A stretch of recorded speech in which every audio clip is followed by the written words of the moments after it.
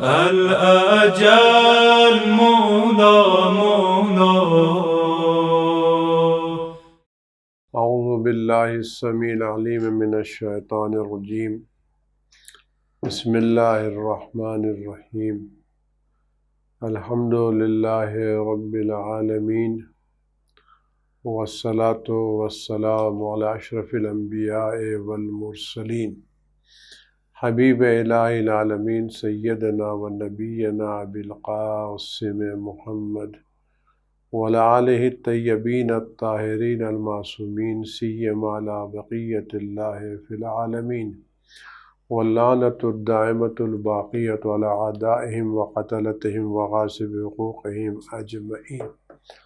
بسم اللہ الرحمن الرحیم. اللہم کل ولیک الحجۃ ابن الحسن صلواتک علیہ وعلی آبائہ فی هذه الساعۃ وفی کل ساعۃ ولیا وحافظا وقائدا وناصرا ودلیلا وعینا حتی تسکنہ ارضک طوعا وتمتعہ فیہا طویلا.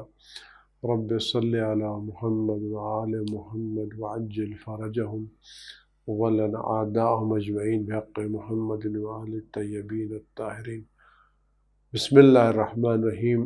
عزیزان گرامی، السلام علیکم ورحمۃ اللہ وبرکاتہ. پروگرام زندگی برنگ خدا میں پھر آپ کی خدمت میں حاضر ہے. اس سے پہلے عرض کیا تھا کہ خدا بند عالم نے ہم کو جو نعمتیں دی ہیں ان نعمتوں میں نعمت ہدایت بہت عظیم ہے. نعمت ہدایت کے ساتھ خدا بند عالم نے ہم کو عقل کی نعمت دی ہے جو بہت بڑی نعمت ہے. عقل کی نعمت کے ساتھ خدا بند عالم نے ہم کو اختیار بھی دیا، یعنی ہم اپنے اختیار سے چیزوں کو انتخاب کر سکتے ہیں، اچھے برے کی تمیز دے سکتے ہیں، خیر و شر کو ایک دوسرے سے پہچان سکتے ہیں، راستوں کو منتخب کر سکتے ہیں. یہ بھی اللہ کی ایک نعمت ہے جو اللہ نے ہم کو عطا کی ہے. اور ان نعمتوں میں ایک نعمت خدا بند عالم ہماری ہدایت کے لیے بہترین نمائندے بھیجے ہیں. یہ بھی خدا بند عالم کی ایک عظیم نعمت ہے. آج کے ایپیسوڈ میں کچھ اسی کے تعلق سے آپ سے گفتگو کریں گے. ان نعمتوں کما کے علی اگر ہم اس سے متوجہ ہو جائیں کہ واقعاً خدا بند عالم ہمارے حق میں کتنا مہربان ہے، ہمارے حق میں خدا کتنا رحیم ہے. ہم یہ باتیں زبان سے نہ کہیں خدا بند عالم مہربان ہے رحیم ہے، ہم اپنی زندگی کے مرحلے بمرحلے اس رحمانیت کو، اس مہربانیت کو محسوس کریں کہ واقعاً خدا بند عالم کا رحم و کرم، اس کی عنایتیں ہمارے ہر لمحہ بلکہ ہر سانس میں ہمارے شامل حال ہے. لہذا خدا بند عالم ایک نہایت مہربان خدا ہے. اس کی مہربانیوں کو ہمیں محسوس کرنا چاہیے اور شکر کرنا چاہیے. اس احمد ایک تعجبات عرض کرنا ہے کہ خدا بند عالم کا ایک خاص کرم ہم انسانوں پر یہ ہے کہ اس نے ہم انسانوں کو زندگی کا بہترین راستہ دکھایا ہے اور کامیاب ترین زندگی کا راستہ دیا. خدا بند عالم نے ہم کو پیدا کر کے چھوڑ نہیں دیا ہے، بلکہ خدا بند عالم نے ہم کو صلاحیتیں دی ہیں. خدا بند عالم نے ہم کو بہترین اور کامیاب ترین زندگی کا راستہ بھی دکھایا ہے. ایسا نہیں کہ دنیا میں لانے کے بعد ہم کو چھوڑ دیا گیا ہو، تمہارا جو دل چاہے کرو، تم خود راستوں کو انتخاب کرو، تم کامیابی کے راستے پر جاؤ، تم ترقی کے راستے پر جاؤ، تم خود نہیں. خدا بند عالم نے ہمیں پیدا کرنے کے بعد ہماری بہترین زندگی کے لیے اور کامیاب ترین زندگی کے لیے راستہ بھی خدا بند عالم نے معین فرمایا ہے. اور ان بہترین راستوں کو، کامیاب ترین راستوں کو خدا بند عالم نے اپنے بہترین نمائندوں کے ذریعے ہم تک بھیجا ہے. یہ خدا کی عنایت ہے، یہ عنایت نہیں، مہربانی ہے، یہ مہربانی نہیں ہے. اگر ہم ان مہربانیوں کو دیکھیں تو ہم کتنا شکر گزار ہوں گے. اگر کوئی آدمی آپ اپنے گھر میں دعوت دیتا ہے، ایک دعوت کا انتظام کرتا ہے، اور آپ کو واٹس ایپ کے ذریعے سے اطلاع دیتا ہے، یہ ایک احترام ہے۔ اپنے کسی نوکر کے ذریعے سے اطلاع دیتا ہے، یہ ایک الگ احترام ہے۔ اپنے کسی خاص دوست کے ذریعے آپ کو دعوت دیتا ہے، یہ الگ احترام ہے۔ لیکن ایک مرتبہ جس شخص نے ذات نے آپ کو دعوت دی ہے، وہ اپنی بارگاہ کے معظم ترین، محترم ترین، مکرم ترین، بہترین فرد کو آپ کے گھر دعوت کے لیے بھیجتا ہے، تو یہ دعوت احترام ہے یا احترام نہیں ہے؟ کبھی کسی میں چلے آنا ہماری کیا دعوت ہے؟ کسی نوکر کو بھیج دیا، کسی غلام کو بھیج دیا، کسی کام کرنے والے کو بھیج دیا، ایک خط لکھ کے بھیج دیا۔ کبھی خود بہترین جو اس کے دربار میں سب سے بہترین، سب سے عمدہ تھا، اس کو آپ کے لیے بھیجتا ہے، تو یہ آپ کی عزت و احترام ہے یا نہیں؟ آپ کی تکریم ہے یا تکریم نہیں؟ آپ کی تعظیم ہے یا تعظیم نہیں ہے؟ تعظیم ہے۔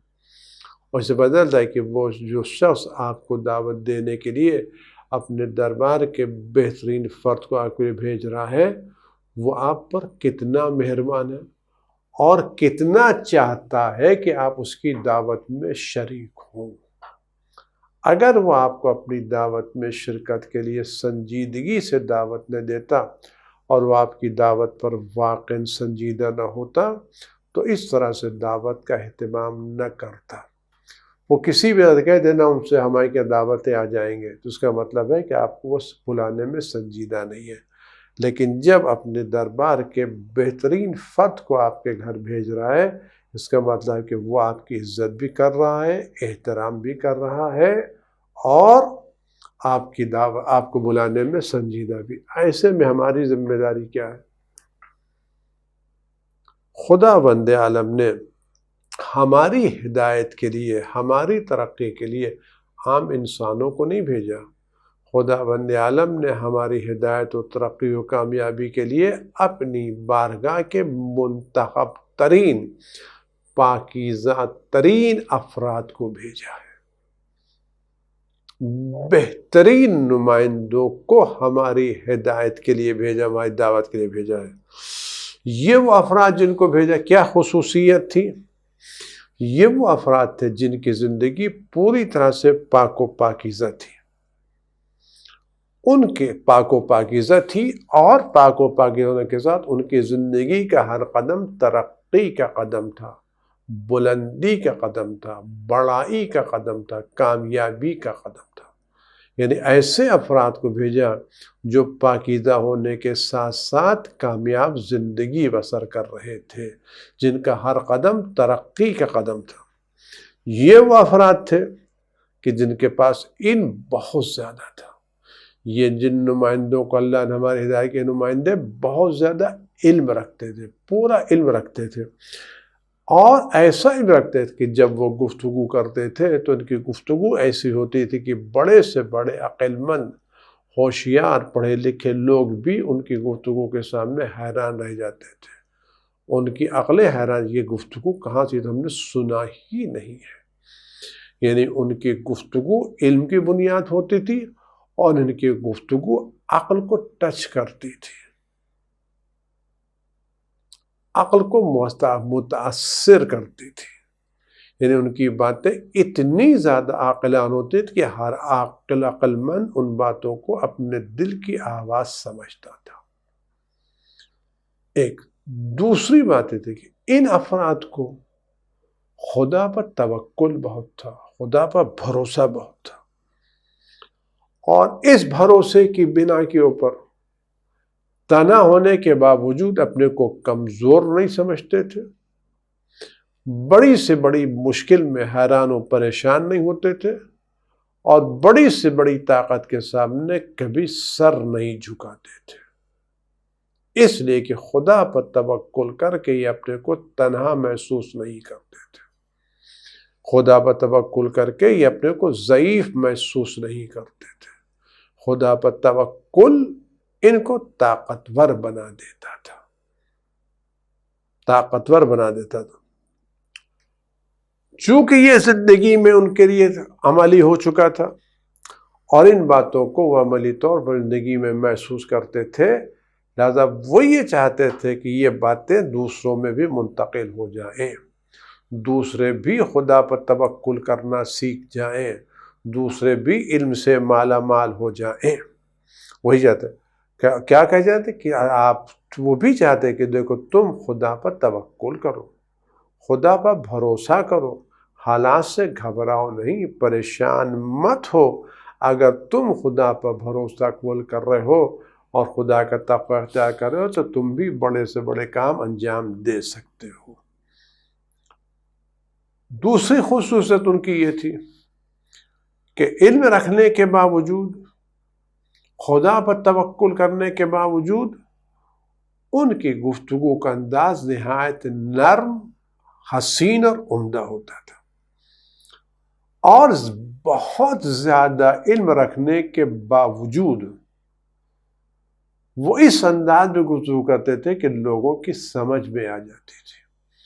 ان کا مقصد لوگوں کے سامنے اپنی علمی قابلیت کا اظہار نہیں تھا، بلکہ ان کا مقصد لوگوں کو علم کی دولت سے مالا مال کرنا تھا، لوگوں کو عالم بنانا تھا، لوگوں کو واقف بنانا تھا، لوگوں کو باسواد بنانا تھا، لوگوں کو ہنر بنانا تھا۔ ان کا مقصد علم کا اظہار نہیں تھا، بلکہ وہ اپنے علم کو دوسروں میں منتقل کرنا چاہتے تھے، وہ دوسروں کو پڑھا لکھا بنانا چاہتے تھے، وہ دوسروں میں ان صفتوں کو منتقل کرنا چاہتے تھے۔ لہذا ان کی جو بات تھی، لہذا ان کی باتیں لوگوں کے دل کی آواز ہوتی تھی، عقل کی بات تھی، عقل متاثر ہوتی تھی، انداز حسین ہوتا تھا۔ جب وہ گفتگو کرتے تھے تو لوگ سمجھتے تھے ہماری ہی زبان بول رہے ہیں، ہمارے ہی دل کی بات ہے جو بیان کر رہے ہیں۔ عظیم ہونے کے باوجود، بے پناہ قدرت رکھنے کے باوجود، ان کی نظروں میں طبقاتی اختلاف نہیں تھا۔ اپنا پرایا، رشتہ دار غیر رشتہ دار، خاندان غیر خاندان، شہری غیر شہری، عرب عجم، ان کے درمیان کوئی فرق نہیں، سب ان کی نظروں برابر تھے۔ کیا امیر، کیا غریب، کیا بڑے خاندان والا، کیا چھوٹے خاندان والا، کیا کمزور، کیا طاقتور، سب کے سب لوگ ان کی نظروں کے سامنے برابر کا درجہ رکھتے تھے۔ طبقاتی اختلافات ان کے پاس نہیں تھے، چونکہ سب کے لیے آئے تھے اور سب کا برابر سے احترام کرتے تھے، لہذا سب لوگ ان سے استفادہ بھی کرتے تھے، اور اس استفادے کی روشنی میں لوگ اپنی زندگی میں تبدیلیوں کو محسوس کرتے تھے، اور یہ تبدیلیاں ان کے فطرت کے مطابق ہوئی۔ تبدیلی جو محسوس کرتے تھے، تبدیلی جو ان کے مزاج کے خلاف ہو نہیں، یہ تبدیلی ان کی دل کی آواز ہوتی تھی، یہ تبدیلی ان کی فطرت کی آواز ہوتی تھی۔ یعنی جتنی ان میں تبدیلیاں واقع ہوتی جاتی تھی، اتنا ہی ان کا دل پرسکون اور مطمئن ہوتا چلا جاتا تھا۔ وہ اپنی ہدایتوں کو لوگوں کے سامنے نہایت منظم طریقے سے پیش کرتے تھے، اور لوگ ان کی باتوں کو غور سے سنتے تھے۔ آپ غور کریں کہ ان کی باتوں کو لوگ غور سے سنتے تھے، عمل کرتے تھے۔ اس کے ساتھ ساتھ آپ جب یہ کام کرتے تھے تو کچھ لوگ ان کے ساتھ محبت سے پیش آتے تھے، ان کی باتوں کو سنتے تھے تو ان پر مزید کرم ہوتا تھا، مزید عنایتیں ہوتی تھیں، اور جو لوگ ان کی باتوں سے متاثر ہو کر اپنی زندگی میں تبدیلی محسوس کرتے تھے، ان کے لیے ترقی کے راستے اور زیادہ ہموار ہوتے چلے جاتے تھے۔ یہ بات عظیم ہے۔ کیوں؟ اس لیے کہ اگر ایک استاد ایک شاگرد کو ایک درس پڑھا رہا ہے، اگر ایک کلاس میں متعدد شاگرد ہیں، مختلف، استاد درس پڑھا رہا ہے، محنت سب کو برابر سے پڑھا رہا ہے، ایک نظر سے دیکھ رہا ہے، لیکن کچھ طالب علم استاد کی باتوں کو غور سے سنتے ہیں، اس کے کلاس میں توجہ سے حاضر ہوتے ہیں، اس کو پڑھایا ہوا سبق یاد کرتے ہیں، دوسرے دن لا کے اس کو سبق دکھاتے ہیں، اس کی باتوں سے ہم اپنی زندگی میں آیا یہ استاد ان کو مزید درس دے گا یا نہیں دے گا، ان کے لیے ترقی کے راستے ہموار کرے گا یا نہیں کرے گا؟ بنسبت ان کے وہ لوگ جو کلاس میں توجہ سے بیٹھتے نہیں ہیں، ہوم ورک کرتے نہیں ہیں، درس آمادہ کرتے نہیں ہیں، کچھ توجہ نہیں دیتے، تو استاد کس پر زیادہ توجہ دے گا؟ جبکہ استاد کے نظر سب برابر ہیں، استاد کی نظر میں سب برابر ہیں، وہ سب کی ترقی چاہتا ہے، وہ سب کا تکامل چاہتا ہے، بس نہیں کہ ایسا نہیں جو پہلی صف میں بیٹھے ان کی ترقی چاہتا ہے، جو آخری صف میں بیٹھے ان کی ترقی نہیں۔ استاد اپنے کلاس میں ایک ایک شاگرد کی ترقی اور تکامل چاہتا ہے، لیکن سارے شاگرد اس کی باتوں کو غور سے نہیں سنتے، اس کی باتوں پر سنجیدگی سے عمل نہیں کرتے۔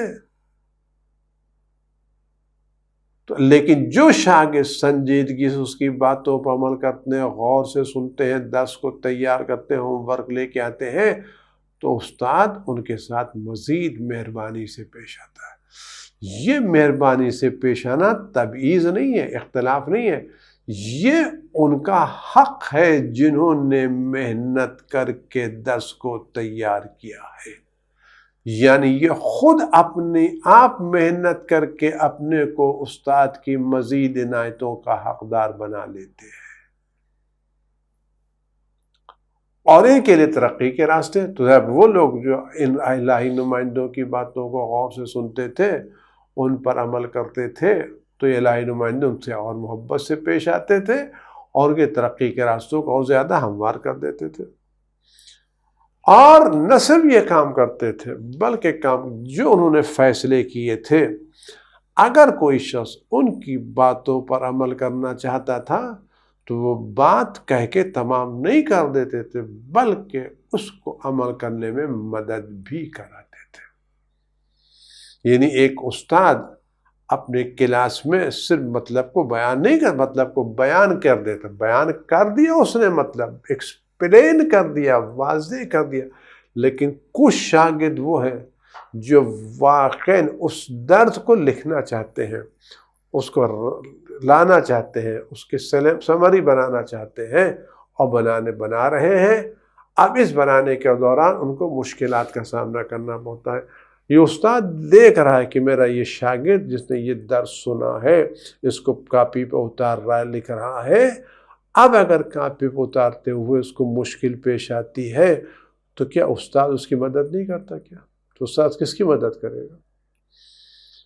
وہ شاگرد جس نے کلاس میں توجہ نہیں دی، کلاس کا خلاصہ نہیں لکھا، سماری نہیں بنائی، اپنی کاپی پر کچھ نہیں لکھ رہا ہے، کیا استاد اس کی مدد کرے گا؟ یا وہ شاگرد جو توجہ سے کلاس میں آیا، بیٹھ کے لکھ رہا ہے، سمری بنا رہا ہے، اب سمری بناتے وقت اس کو کچھ تکلیفیں محسوس ہو رہی ہیں، تو استاد کی محبت اس کے شامل حال ہوگی نہیں ہوگی؟ استاد اس کی مدد کرے گا نہیں کرے گا؟ اسے الہی نمائندے اپنے ہدایت کی باتیں لوگوں تک پہنچاتے تھے، اور جب لوگ ان پر عمل کرتے تھے اور عمل کرنے میں کوئی دقت یا پریشانی محسوس کرتے تھے تو یہ الہی نمائندے ان کی مدد کرتے تھے، ان کا تعاون کرتے تھے، ان کا ہاتھ بٹاتے تھے۔ اس کی بنا پر کیا ہوتا تھا؟ ان الہی نمائندوں کے درمیان اور ان لوگوں کے درمیان اپنائیت بڑھ جاتی تھی، محبت بڑھ جاتی تھی، رابطے بڑھ جاتے تھے۔ بالکل مثال آپ دیکھ رہے ہیں شاگرد کی، وہ شاگرد جو استاد کی باتوں پر عمل کرتا ہے، اس کے درس کو توجہ کے ساتھ سنتا ہے، سمری لکھتا ہے، آیا یہ شاگرد رفتہ رفتہ اپنے استاد سے مانوس ہوتا نہیں ہوتا؟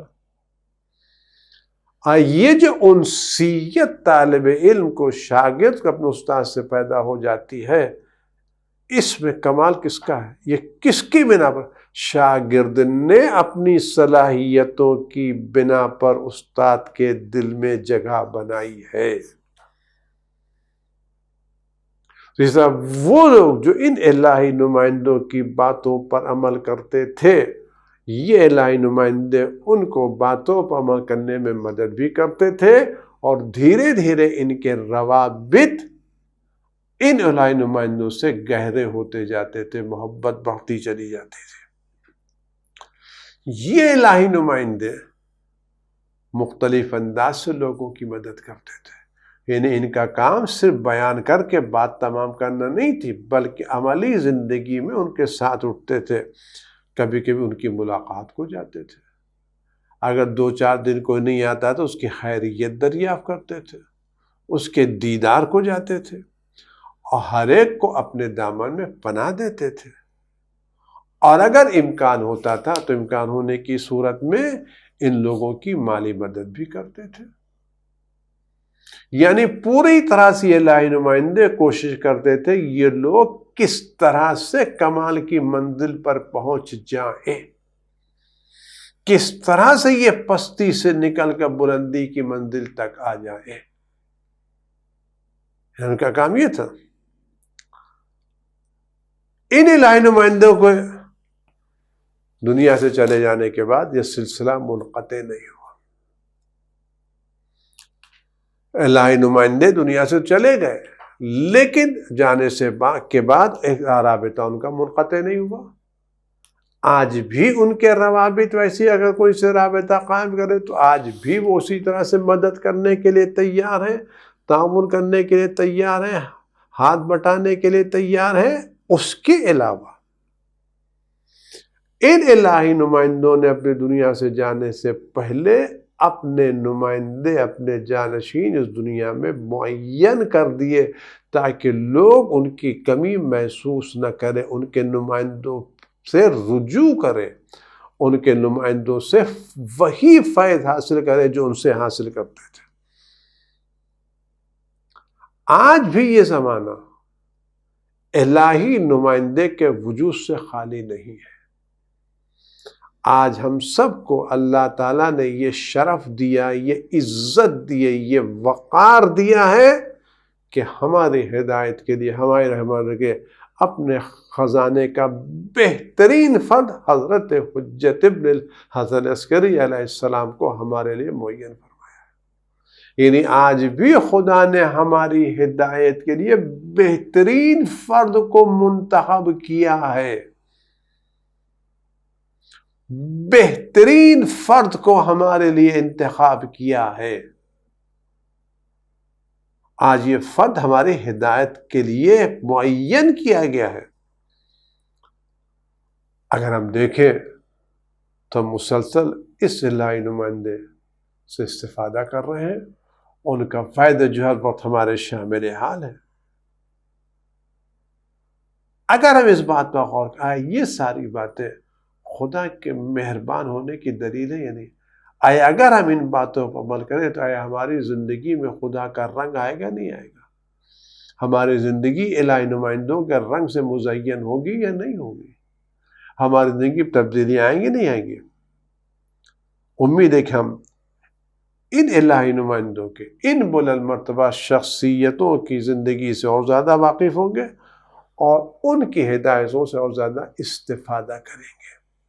یہ واقعی اللہ کی نعمتیں ہیں جو ہماری زندگی میں ارد گرد موجود ہیں، لیکن ہم ان نعمتوں سے غافل ہیں۔ امید ہے کہ ہم ان نعمتوں کی طرف متوجہ ہوں گے، اور جتنا ہم ان نعمتوں سے استفادہ کریں گے اتنا ہی ہماری زندگی کامیاب ترین اور بہترین زندگی ہوگی، دنیا میں بھی آخرت بھی۔